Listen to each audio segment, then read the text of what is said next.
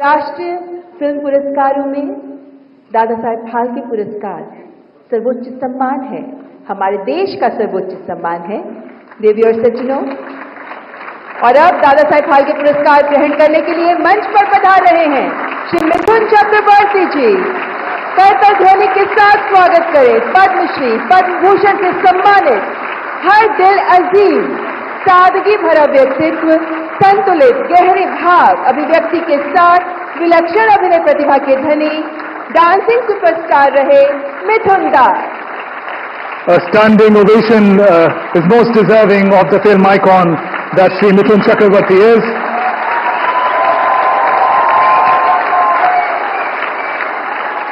Being awarded for his never say die spirit, his superlative acting prowess, 5 decades of excellence in variety of genres and languages, realizing most importantly the dream of the common man rising above ordinary to reach unfathomable heights of stardom.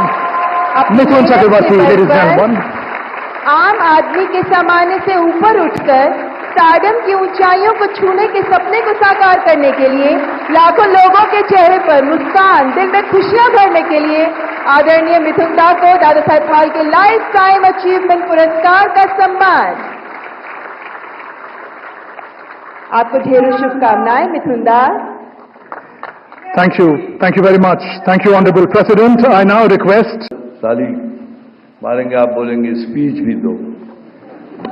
My God, dialogue दे दे तो कितने आसानी से पढ़ लेता हूँ, भूल देता हूँ। आप क्या, कोई कागज नहीं, कुछ नहीं, क्या बोलूँगा कुछ समझ में नहीं आ रहा है।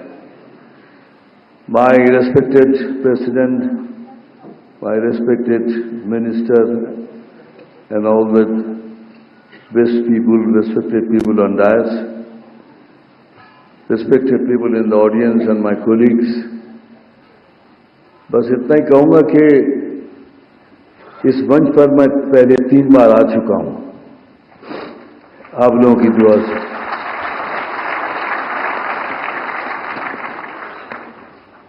लेकिन सबसे पहली बार जब मिला था नेशनल अवार्ड, उसके इतने किस्से हैं, कुछ किस्से मैंने बताए, कुछ किस्से मैंने बताए।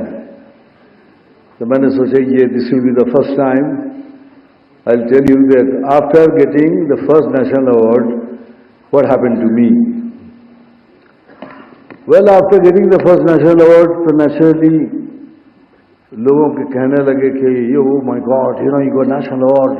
तो मेरा ब्रेन थोड़ा खराब होने लगा था, थोड़ा कि कुछ बहुत कुछ बड़ा कुछ कर दिया हूँ। एनीवेज, उस समय फिर कहा गया बॉम्बे लैब था, तो वहाँ एक स्क्रीनिंग रखा गया कि जिसमें मेगा देखने के बाद अगर पसंद आए तो डिस्ट्रीब्यूट करेंगे। सो मैं भी पहुँच गया। आई थॉट के after seeing the film they may like me, they may take me. After seeing the film I can't take his name because he is no more. Because he is no more I am saying this because before that he was alive. If I would have said तो you would have understood कि मेरे कोई बोल रहा है ये, तो इसीलिए आज तक बोला नहीं, पहली बार बोल रहा हूँ कि स्वर्ग लोग चले गए हैं।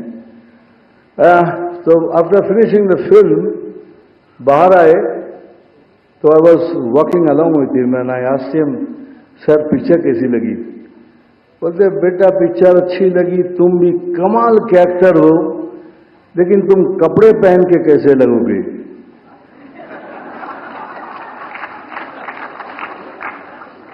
मैं 1 मिनट के लिए चौंक गया कि मैं उनके सामने बगैर कपड़े के खड़ा हूं। क्यों सवाल किया? बाद में याद आया, ओ मैंने जो रोल किया था वो एक आदिवासी का था जिसमें ऊपर मेरे कपड़े ही नहीं थे, तो इसीलिए सोच रहे थे कपड़े पहनने के बाद ये कैसा लगेगा, तभी इसको फिल्म में लूंगा। सेकेंड इंसिडेंट हुआ, ये नेशनल अवार्ड मिलने के बाद दिमाग तो खराब हो ही गया था। मैं अपने आप को एल पचिनो सोचने लगा। मैं सोचा था मैं कुछ कमाल कर दिया, तो मेरे सारे एटीट्यूड चेंज हो गए। नो, मैं प्रोड्यूसर के ऑफिस में जाके आके ऐसे बैठता था, कभी कभी यूज करता था। फिर प्रोड्यूसर मुझे दिखता था क्यों कर रहा है ये सब, और उसको नहीं मालूम था कि मैं एल पचिनो की तरह एक्टिंग कर रहा हूँ। तो फिर थोड़ी देर के बाद मैं पूछता था कि काम करना, वो फिल्म की स्टोरी मेरे घर में भेज देना। फिर एक तीसरा प्रोड्यूसर को लगा ये कुछ जबरदस्त, मारा एक लात मुझे, बोलने निकल यहाँ से। उस दिन से मेरा एल पाचिनो से गालपाचिनो हो गया।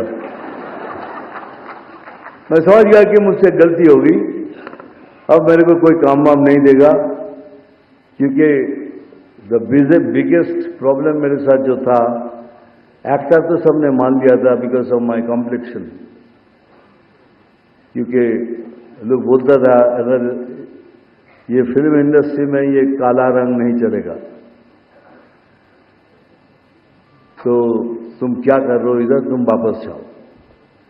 तो मैं रास्ते में जाता था, ये कालिया, जितने जितने हो सके आप, यू कैन अंडरस्टैंड, अपमान जितना हो सके।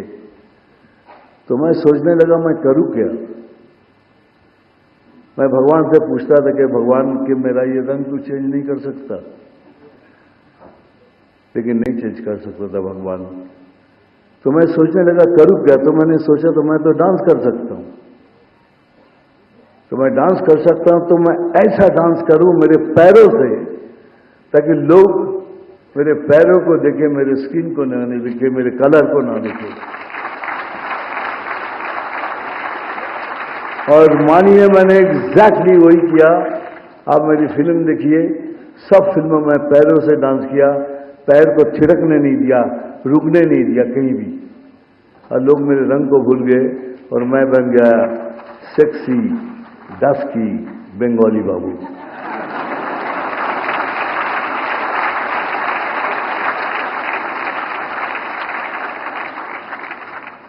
मैं बहुत शिकायत करता था भगवान से, बहुत, क्योंकि my life is not on platter. जो कुछ भी मुझे मिला है स्ट्रगल करके मिला है। I didn't get it just like that. तो मैं भगवान से कहता था तूने नाम दिया, शोहरत दी, फिर इतनी तकलीफ क्यों दे रहा है, हर चीज में क्यों तकलीफ दी। बहुत शिकायत करता था। तो एक दिन मैं ऐसे ही सोच रहा था कि शायद यही तरीका होगा, लेकिन नहीं, ऐसा तरीका नहीं था।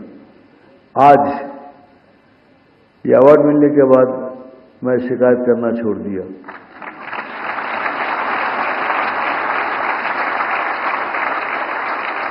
मैंने कहा thank you Bholenath, thank you बूढ़ो शिव, थैंक यू दानी बाबा, थैंक यू भद्रो लोग। कलकत्ता में नीमतला से एक पुराना सा मंदिर है, जहाँ एक 10 फीट ऊंचा एक शिवलिंग है, जहाँ सीढ़ियों से चढ़ के जाके पानी देना पड़ता है। मैं कितने साल मुझे याद नहीं, मैं उनकी सेवा किया। तो उनको मैंने कहा थैंक यू, अब मैं शिकायत नहीं करूंगा, क्योंकि आपने मुझे सूद के साथ सब कुछ वापस कर दिया है।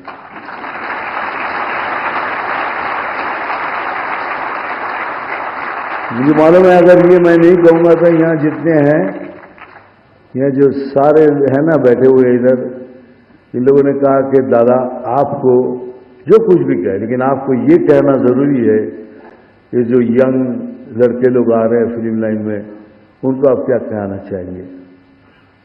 मैं इतना ही कहूंगा कि हमारे देश में बहुत से टैलेंट है, बहुत से टैलेंटेड लड़का लड़की, लेकिन पैसे नहीं है उनके पास, मेरी तरह दे डोंट हैव मनी।